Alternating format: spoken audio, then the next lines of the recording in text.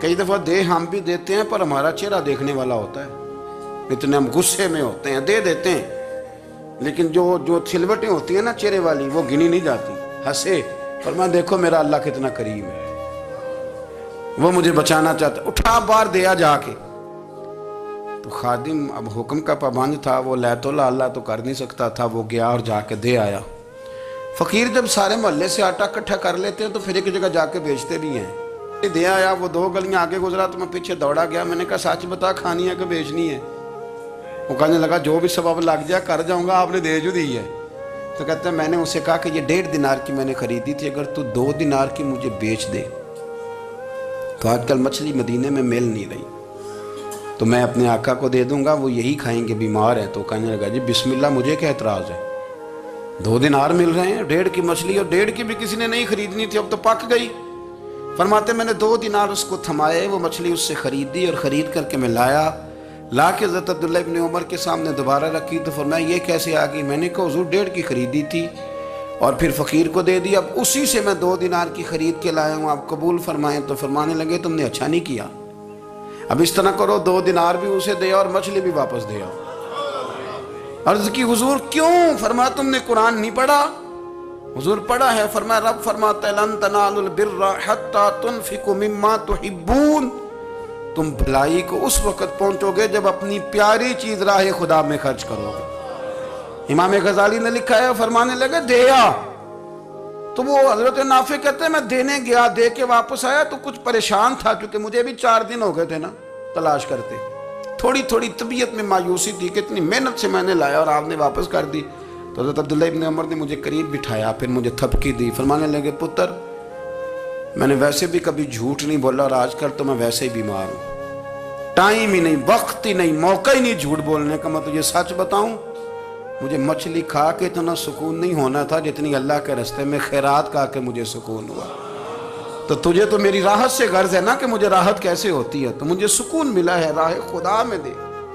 میں نفسانی خواہش پوری کر لیتا تو یہ میرا نفس کل پھر مجھ سے مچھلی مانگتا، پرسوں کہتا نہیں چھوٹے گوشت کی یخنی بھی چاہیے۔ ہم لوگ الجھ گئے، بہت بڑے قیدی ہیں اپنے آپ کے، بڑے قیدی، سارا دن اپنی خواہشات کی تکمیل میں بھاگے رہتے ہیں، بڑے بڑے سونے نوجوان۔ میں ان پہ تنقید نہیں کرتا، مجھے ان پہ ترس آتا ہے۔ جب میں رات کے اندھیروں میں انہیں ٹیلی فون لے کے چوکوں میں کھڑے دیکھتا ہوں تو مجھے رحم آتا ہے۔ میں کہتا ہوں دیکھو نفس کی خواہش کے پیچھے یہ کیا مثلاً آخر کیا ہے اس میں؟ ایک عورت کے پیچھے تباہ کر لیا اپنے آپ کو، یعنی زیادہ سے یہ کوئی مقصود ہے؟ یہ کوئی مقصد حیات ہے جس کو مقصد بنا لیا ہے؟ میرے عزیز بات کو سمجھ لیں، اتنا خوبصورت آدمی ہے اور اتنا اس کا اونچا قد کاٹ ہے، اور کیا کس کے پیچھے یہ بھاگا ہوا ہے؟ بڑا سمجھدار، دانشور، عقل مند آدمی، ذی روح بندہ، لیکن اس کا سٹیٹس آپ یہ ملاحظہ کریں کہ وہ 20-40 ہزار کی خاطر جھوٹ بولتا ہے، دھوکہ دیتا ہے، فریب اور فراڈ کرتا ہے۔ ہم اپنی نفسانی خواہشات کے پیچھے اس طرح بھاگتے ہیں کہ ہم اصل سے رہ جاتے ہیں۔ میری باتوں کی سمجھ آ رہی ہے آپ حضرات؟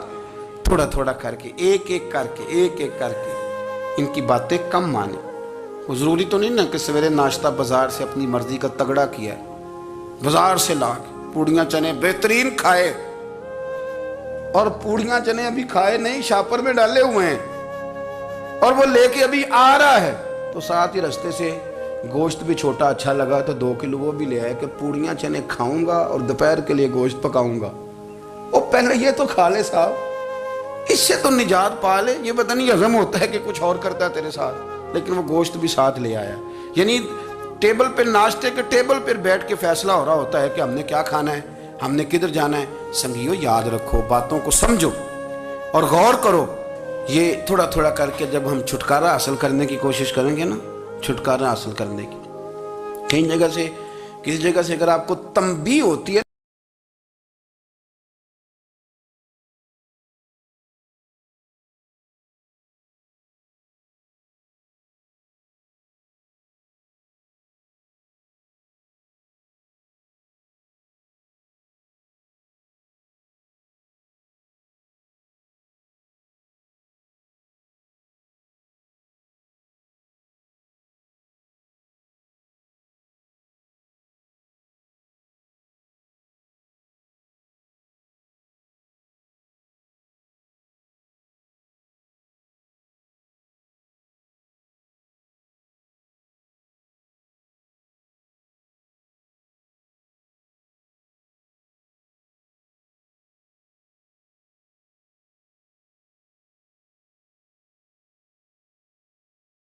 سے شام تک اگر اسی نفس کی باتیں مانتے رہیں گے تو خرابی کرے گا. دولت کا نشہ ہے بھائی. دولت کٹھی کرنے والا کسی جگہ سیر نہیں ہوتا. حسن کا نشہ ہے. حسن کا نشہ ہے. حضرت ابو بکر شبلی رحمت اللہ علیہ فرمایا کرتے تھے جو تیری بیٹی کو خوبصورت سمجھ کے اس کے ساتھ نکاح کرنا چاہے اسے بیٹی نہ دینا. حضرت جی کیوں؟ فرمایا حسن تو تھوڑے دن کے بعد ختم ہو جائے گا, پھر وہ اس کی قدر نہیں کرے گا, وہ تو کہیں اور منہ مارتا پھرے گا. حضرت ابو بکر شبلی رحمت اللہ تعالیٰ علیہ کی بیٹی خوبصورت تھی. ایک نوجوان کہنے لگا میرا نکاح کر دیں. آپ فرمانے لگے پتر تو 1 مہینے کے بعد آنا کر دوں گا. بڑی موٹی تازی خوبصورت صاحبزادی. تو حضرت نے اسے دوائی کھلائی, اسے پخانے لگ گئے.